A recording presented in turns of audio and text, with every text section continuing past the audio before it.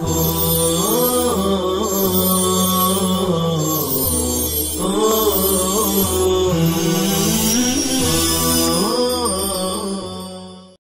الرحمن الرحیم الحمد للہ رب العالمین الحمد للہ حمدا کثیرا طیبا مبارکا فیہ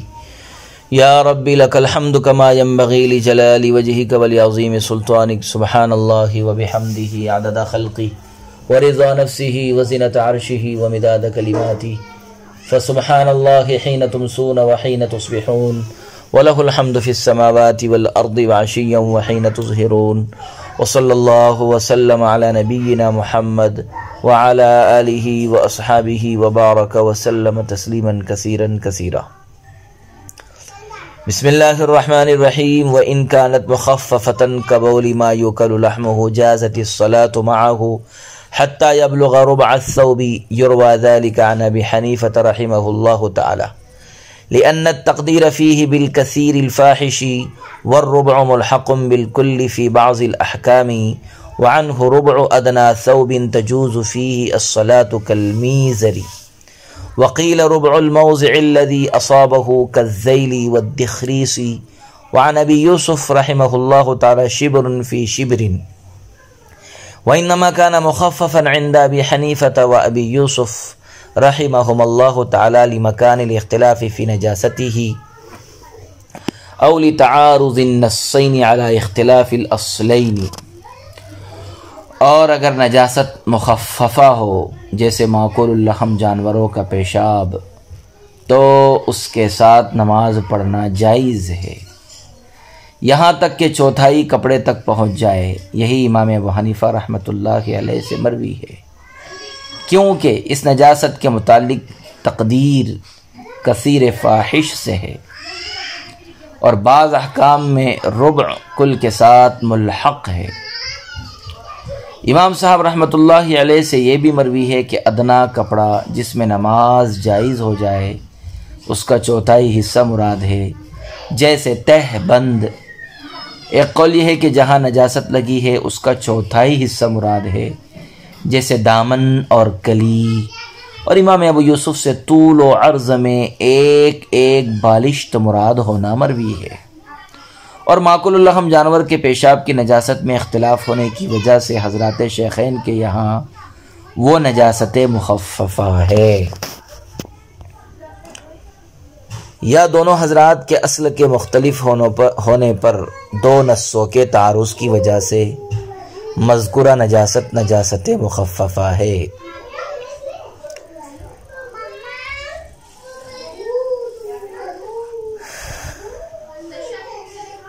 نجاست خفیفہ، تعریف، حکم اور معاف مقدار کی تفصیل۔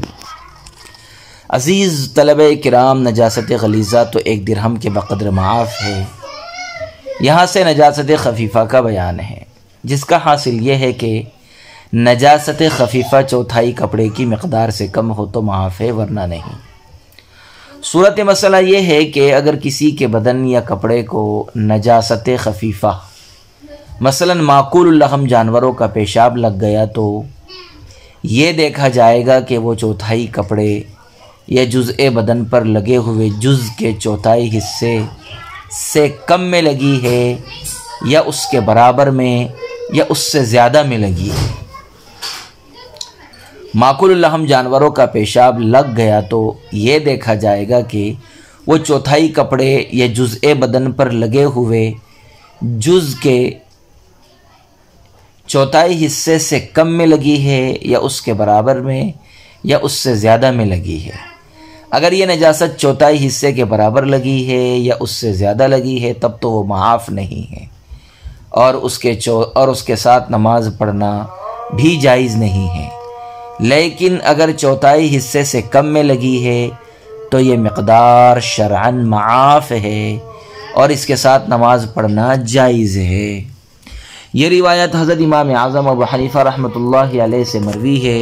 اور اس کے جواز کی دلیل یہ ہے کہ نجاست مخففہ میں مقدار غیر عفو کا اندازہ کثیر فاحش سے کیا گیا ہے۔ نجاست مخففہ میں مقدار غیر عفو کا اندازہ کثیر فاحش یعنی بہت ہی زیادہ نجاست خفیفہ ہو تو معاف نہیں ہے۔ کثیر فاحش بہت ہی زیادہ نجاست خفیفہ ہو تو معاف نہیں ہے۔ نجاست مخففہ میں مقدار غیر عفو کا اندازہ کثیر فاحش سے کیا گیا ہے، اور ربع کو بہت سے احکام میں کل کا درجہ دیا گیا ہے۔ ربع کو، چوتھائی حصے کو، بہت سے احکام میں کل کا درجہ دیا گیا ہے۔ مثلا مسح رأس کے سلسلے میں ربع رأس کل رأس کے قائم مقام ہیں۔ اسی طرح سطر عورت کھلنے میں بھی ربع کا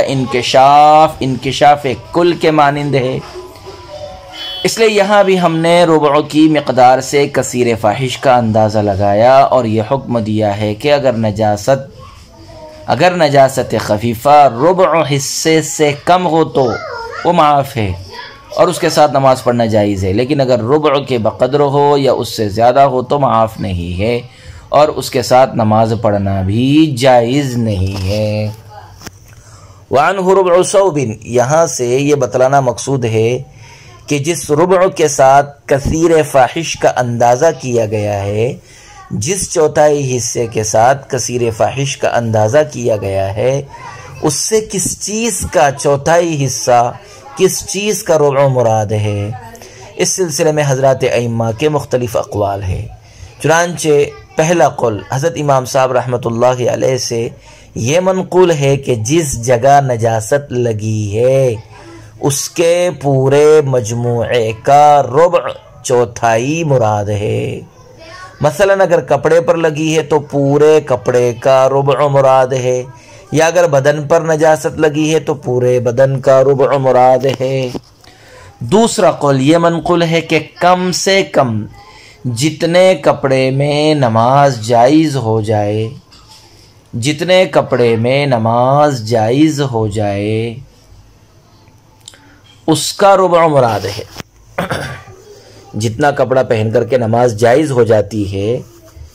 اس کپڑے کا ربع مراد ہے۔ مثلا تہبند میں نماز جائز ہے تو تہبند کا ربع مراد ہوگا۔ بعض حضرات کی رائے یہ ہے کہ کپڑے کے جس حصے پر نجاست لگی ہو اس کا چوتھائی مراد ہے۔ مثلا اگر دامن پر یا کلی پر نجاست لگی ہے تو اس کا ربع مراد ہوگا۔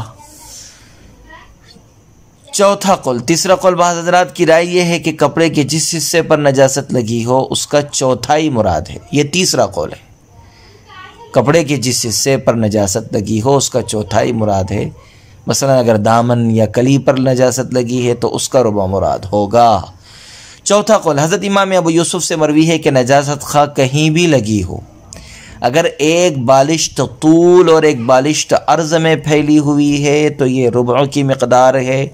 اور اس کے ساتھ نماز جائز نہیں ہے، لیکن اگر اس سے کم ہو تو نماز جائز ہے۔ وَإِنَّمَا كَانَ مُخَفَّفًا، اس کا حاصل یہ ہے کہ ماکل اللحم جانوروں کے پیشاب کو حضرات شیخین رحمہم اللہ نے جو نجاست خفیفہ میں شمار کیا ہے، ماکل اللحم جانوروں کے پیشاب کو حضرات شیخین نے جو نجاست خفیفہ میں شمار کیا ہے، اس کی اصل اور بنیاد یہ ہے کہ اس سلسلے میں ان حضرات کے اپنے اصول مختلف ہیں اور یہ ان کے اپنے اصولوں پر فٹ ہے۔ چنانچہ امام صاحب رحمۃ اللہ علیہ کے یہاں نجاست خفیفہ کی علت تعارض نس ہے اور وہ یہاں موجود ہے، بئی معنی کہ استنزہوا من البول سے ماکل اللحم جانوروں کے پیشاب کی نجاست ثابت ہے، جبکہ حدیث عرنیین سے ماکل اللحم جانوروں کے پیشاب کی طہارت ثابت ہے، اور یہ مسئلہ امام ابو یوسف کے اصل پر اس معنی کر کے فٹ ہے کہ ان کے یہاں نجاست خفیفہ کی علت حضرات ائمہ و مجتہدین کا اختلاف ہے، اور وہ اس صورت میں موجود ہے کیونکہ امام محمد ماکل اللحم جانوروں کے پیشاب کو طاہر مانتے ہیں جبکہ دیگر فقہا اسے ناپاک قرار دیتے ہیں۔ لہذا جب دونوں حضرات کے یہاں بول ماکل اللحم میں نجاست خفیفہ کی علت موجود ہے تو ظاہر ہے کہ وہ نجاست خفیفہ ہی ہوں گی۔ فإن أصاب الثوب من الروث أو من أخثاء البقر أكثر من قدر الدرهم لم تجز الصلاة فيه عند أبي حنيفة رحمه الله لأن النص الوارد في نجاسته وهو ما روي عنه عليه السلام رمى بالروثة وقال هذا رجس أو ركس لم يعارضه غيره، وبهذا يثبت التغليظ عنده والتخفيف بالتعارض، وقال لا يجزيه حتى يفحش لأن للاجتهاد فيه مساغا، وبهذا يثبت التخفيف عندهما ولأن فيه ضرورة لامتلاء الطرق بها وهي مؤثرة في التخفيف بخلاف بول الحمار لأن الأرض تنشفه. قلنا الضرورة في النعال وقد أثرت في التخفيف مرة حتى تطهر بالمسح فتكتفي مؤنتها، ولا فرق بين ماكول اللحم وغير ماكول اللحم ووافقهما في الماكول. وعن محمد رحمه الله تعالى أنه لما دخل الري ورأى البلوى أفتى أن الكثير الفاحش لا يمنع أيضا وقاسوا عليها طين بخارا وعند ذلك رجوعه في الخف يروى. اور جب کپڑے کو لید یا گائے کا گوبر 1 درہم سے زیادہ لگ جائے تو حضرت امام صاحب رحمت اللہ علیہ کے یہاں اس کپڑے میں نماز جائز نہیں ہے، کیونکہ لید کی نجاست کے متعلق جو نص وارد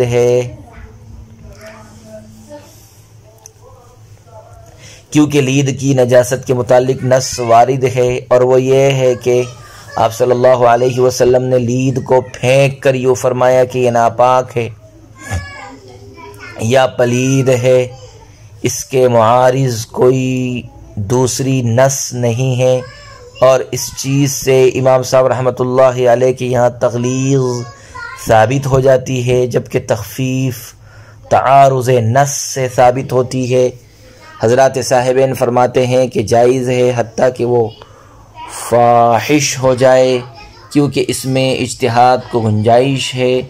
اور اس چیز سے ان کے یہاں تخفیف ثابت ہوتی ہے، اور اس لیے بھی کہ راستوں کے اس سے بھرے پڑے ہونے کی وجہ سے اس میں ضرورت ہے، اور ضرورت تخفیف میں مؤثر ہے برخلاف گدھے کے پیشاب کے، اس لیے کہ اسے زمین جذب کر لیتی ہے۔ ہم کہتے ہیں کہ ضرورت جوتوں میں ثابت ہے، اور یہ ضرورت ایک مرتبہ تخفیف میں مؤثر ہو گئی ہے، یہاں تک کہ موزہ رگڑنے سے پاک ہو جاتا ہے، لہذا یہ طہارت مؤونت ضرورت میں کافی ہوگی، اور معقول اللحم اور غیر معقول اللحم میں کوئی فرق نہیں ہے، لیکن امام ظفر رحمۃ اللہ علیہ نے ان میں فرق کیا ہے۔ چنانچہ غیر معقول اللحم میں تو وہ امام صاحب کے موافق ہے، اور معقول اللحم میں حضرات صاحبین کے۔ حضرت امام محمد رحمۃ اللہ علیہ سے مروی ہے کہ جب وہ شہر رے میں داخل ہوئے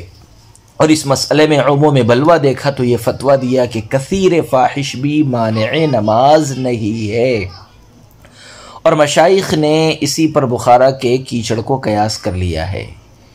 اور اسی وقت مسئلے خف میں امام محمد کا رجوع بھی منقول ہے۔ عزیز طلبہ کرام، نجاست کی تقسیم میں اختلاف اقوال اور اس کا ثمرہ۔ عبارت میں جو مسئلہ بیان کیا گیا ہے وہ نجاست غلیظہ اور خفیفہ کے متعلق حضرت امام اعظم رحمہ اللہ تعالی اور حضرات صاحبین کے اپنے اپنے اصول پر مبنی ہے، جس کی تفصیل یہ ہے کہ اگر کسی کپڑے پر لید یا گائے کا گوبر لگ جائے اور 1 درہم سے زیادہ مقدار میں ہو تو حضرت امام صاحب رحمۃ اللہ علیہ کے یہاں اس کپڑے میں نماز پڑھنا جائز نہیں ہے، کیونکہ امام صاحب رحمۃ اللہ علیہ کے یہاں لید کی نجاست غلیظہ ہے، اور نجاست غلیظہ 1 درہم کی مقدار سے زائد معاف نہیں ہے۔ لید کی نجاست غلیظہ اس وجہ سے ہے کہ جس حدیث سے اس کی نجاست کا حکم ثابت ہوا ہے اس حدیث کی معارض کوئی دوسری نص نہیں ہے، اور نجاست کے غلیظہ ہونے کے لیے حضرت امام صاحب رحمۃ اللہ علیہ کے یہاں ضابطہ بھی یہی ہے۔ نجاست نجاست لید پر حضرت ابن مسعود رضی اللہ عنہ کی یہ حدیث دلیل ہے جو بخاری شریف وغیرہ میں ان الفاظ کے ساتھ مروی ہے کہ ان النبی صلی اللہ علیہ وسلم الغائط فأمرنی ان آتیہ بثلاثة احجار فوجدت حجرین والتمست الثالث فلم اجد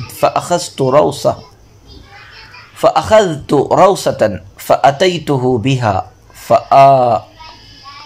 فأخذ الحجرين وألقى الروسة وقال هذا ركس، یعنی آپ صلی اللہ علیہ وسلم قضاء حاجت کے لیے تشریف لے جا رہے تھے تو آپ نے حضرت ابن مسعود کو 3 پتھر لانے کا حکم دیا، یا 2 پتھر ہی پا سکے، یہ یعنی حضرت ابن مسعود رضی اللہ عنہ 2 ہی پتھر پا سکے، تیسرا پتھر نہیں ملا تو لید کا ایک ٹکڑا لے کر گئے، جس پر آپ صلی اللہ علیہ وسلم نے دونوں پتھروں کو لے لیا اور یہ کہہ کر لید کا ٹکڑا پھینک دیا کہ ھذا رکس، یہ روایت جس سے لید کی نجاست ثابت ہو رہی ہے، اور چونکہ اس کے معارض کوئی دوسری روایت نہیں ہے جس سے لید کی طہارت ثابت ہو، اس لیے امام صاحب رحمۃ اللہ علیہ کے یہاں یہ نجاست غلیظہ ہوگی۔ اس کے برخلاف حضرات صاحبین رحمہم اللہ تعالی، حضرات صاحبین کے یہاں جس کپڑے میں لید یا گوبر لگ جائے اس کو پہن کر نماز پڑھنا جائز ہے، جب تک کہ یہ مقدار کثیر فاحش یعنی ربع تک نہ پہنچے، کیونکہ ان حضرات کے یہاں لید اور گوبر نجاست خفیفہ میں سے ہے، اس لیے کہ ان کے یہاں جو نجاست خفیفہ کا اصول ہے یعنی اس میں مجتہدین کا اختلاف ہے، وہ لید اور گوبر میں موجود ہے۔ چنانچہ امام مالک رحمۃ اللہ علیہ ان کی طہارت کے قائل ہے۔ اسی طرح ابن ابی لیلہ فرماتے ہیں کہ گوبر کوئی ناپاک چیز نہیں ہے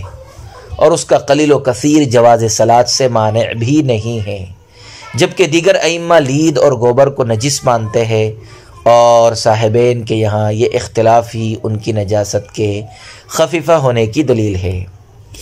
بہرحال جب لید اور گوبر نجاست خفیفہ کے ساتھ نجس ہے تو 1 درہم سے زائد لگنے کی صورت میں بھی نماز جائز ہوگی، کیونکہ نجاست خفیفہ اسی وقت مانع صلاۃ ہے جب وہ 1/4 کپڑے کے برابر یا اس سے زائد ہو۔ اس سلسلے میں حضرات صاحبین کی دوسری دلیل یہ ہے کہ شریعت نے بہت سے مقامات اور بیشتر احکامات میں ضرورت کے پیش نظر تخفیف سے کام لیا ہے، اور ہم دیکھ رہے ہیں کہ لید اور گوبر میں بھی تخفیف کی ضرورت ہے، کیونکہ عام طور پر چوپائے راستوں میں پاخانہ کر دیتے ہیں اور راستے لید گوبر سے بھرے پڑے رہتے ہیں، اور انسان پابندی کے ساتھ ان راہوں میں چلتے پھرتے ہیں، جس کی بنا پر لید گوبر کا لگنا ناگزیر ہے۔ اب اگر انہیں نجاست غلیظہ میں داخل کر دے تو لوگ حرج میں مبتلا ہو جائیں گے، اس لیے ضرورت اور عموم بلوا کے پیش نظر ان کی نجاست بھی نجاست خفیفہ ہوگی، نہ کہ نجاست غلیظہ ہوگی۔ بخلاف بول الحمار تنشف لأن الارض تنشفه، یہاں سے ایک سوال مقدر کا جواب دیا گیا ہے۔ سوال یہ ہے کہ جس طرح لید اور گوبر میں ضرورت کی وجہ سے آپ نجاست خفیفہ کے قائل ہیں، اسی طرح بول حمار میں بھی ضرورت اور عموماً اسی طرح بول حمار میں بھی ضرورت ہے، عموم بلوا ہے، اور عموماً اس سے بھی راستے بھرے رہتے ہیں، لہذا اس کی نجاست کو بھی نجاست خفیفہ قرار دینا چاہیے، حالانکہ آپ لوگوں نے بول حمار کی نجاست کو نجاست غلیظہ قرار دیا ہے۔ عزیز طلبہ، صاحب ہدایہ اسی کا جواب دیتے ہوئے فرماتے ہیں کہ ضرورت اگرچہ اس میں بھی ہے، مگر اس کو ضرورت لید گوبر کی ضرورت کے بالمقابل ہیچ ہے، مگر اس کی ضرورت لید گوبر کی ضرورت کے بالمقابل ہیچ ہے، کیونکہ پیشاب رقیق اور پتلا ہوتا ہے جسے زمین اپنے اندر جذب کر لیتی ہے، اور گزرنے والوں کے کپڑے وغیرہ پر لگنے کے لیے کچھ بھی نہیں باقی چھوڑتی، اس لیے اس میں ضرورت تو ہے مگر اتنی ضرورت نہیں ہے کہ اس کی نجاست کو ہم غلیظہ سے خفیفہ میں تبدیل کر دیں۔ اس کے برخلاف لید اور گوبر کا مسئلہ ہے تو ان میں ضرورت شدید ہے، کیونکہ زمین ان میں سے کچھ بھی نہیں جذب کرتی ہے۔ قلنا، ہماری دلیل صاحب ہدایہ حضرت امام صاحب رحمۃ اللہ علیہ کی طرف سے لید اور گوبر کے متعلق حضرات صاحبین رحمہم اللہ کی ثابت کردہ ضرورت کی تحقیق بیان فرماتے ہوئے کہتے ہیں کہ لید اور گوبر کی ضرورت تو ہمیں تسلیم ہے، لیکن یہ ضرورت جوتے چپل کے ساتھ خاص ہے، اس لیے کہ عام طور پر لوگ پیروں میں جوتے چپل پہنے ہوئے ہوتے ہیں اور راستے کی گندگی انہی میں لگتی ہے، جوتے چپل میں لگتی ہے، اور جوتے چپل میں ہم بھی اس ضرورت کو مؤثر مان کر تخفیف کے قائل ہیں۔ چنانچہ اگر ایک مرتبہ جوتے وغیرہ میں نجاست لگ جائے تو رگڑنے سے وہ پاک ہو جائے گا اور اسے دھلنے کی ضرورت نہیں ہوگی، مگر یاد رہے کہ ضرورت کی مؤنت صرف ایک بار کفایت کرے گی، بار بار نہیں، اس لیے کہ ضابطہ ہے، قاعدہ ہے، الضرورت تتقدر بقدرها، ضرورت بقدر ضرورت ثابت ہوتی ہے، لہذا اس کے تحت ایک ضرورت سے صرف ایک مرتبہ تخفیف ہوگی۔ اسے دوسرے لفظوں میں یوں بھی کہا جا سکتا ہے کہ لید اور گوبر کی ضرورت جوتے چپل کی طرف منتقل ہو گئی ہے، لہذا اسے بدن اور کپڑے وغیرہ کے لیے ثابت کرنا درست نہیں ہے۔ ولا فرق، اس عبارت سے صاحب ہدایہ فرماتے ہیں کہ احناف کے علماء ثلاثہ، امام محمد، امام ابو حنیفہ، امام ابو یوسف رحمہم اللہ کے یہاں معقول اللحم اور غیر معقول اللحم ہر طرح کے جانوروں کا گوبر اور ان کی لید ناپاک ہے، اور اس میں کوئی فرق نہیں ہے، البتہ نجاست کے غلیظہ اور خفیفہ ہونے میں فرق ہے، کما مر آنفاً۔ لیکن امام ظفر رحمہ اللہ تعالی معقول اور غیر معقول میں بھی فرق کرتے ہیں، چنانچہ غیر معقول اللحم جانور کے گوبر وغیرہ کے متعلق حضرت امام صاحب رحمۃ اللہ علیہ کے ساتھ ہے اور ان کے گوبر اور لید کو نجاست غلیظہ قرار دیتے ہیں، جبکہ معقول اللحم جانوروں کی لید وغیرہ کے سلسلے میں حضرات صاحبین رحمہم اللہ کے ساتھ ہے اور انہیں نجاست خفیفہ قرار دیتے ہیں۔ وعن محمد رحمہ اللہ تعالی، حضرت امام محمد رحمہ اللہ سے مروی ہے کہ جب وہ عراق کے مشہور شہر رے میں گئے اور وہاں یہ مشاہدہ کیا کہ لوگوں کے مکانات اور تمام راستے لید گوبر سے بھرے ہوئے ہیں اور ابتلا اتنا عام ہے کہ اس سے بچنا ناممکن ہے، تو آپ نے یہ فتویٰ جاری کیا کہ لید اور گوبر اگر کثیر فاحش بھی لگ جائیں تو بھی مانع صلاۃ نہیں ہیں۔ مشائخ بخارا نے جب امام محمد رحمۃ اللہ علیہ کے اس فتوے کو دیکھا تو انہوں نے بھی بخارا کے کیچڑ کے متعلق اسی طرح کا فتویٰ اور فیصلہ دیا اور کثیر فاحش کی مقدار کو بھی معاف قرار دے دیا۔ امام محمد رحمہ اللہ تعالیٰ کے شہر رے جانے سے ایک اور حقیقت سامنے آئی، وہ یہ کہ پہلے امام محمد رحمۃ اللہ علیہ خف موزے کے سلسلے میں اس بات کے قائل تھے کہ اگر خف میں موزے میں نجاست لگ جائے تو وہ رگڑنے سے پاک نہیں ہوں گی بلکہ اس کا دھلنا ضروری ہوگا، مگر جب شہر رے میں اتنا زبردست ابتلا دیکھا تو انہوں نے اپنے اس قول سے رجوع کر لیا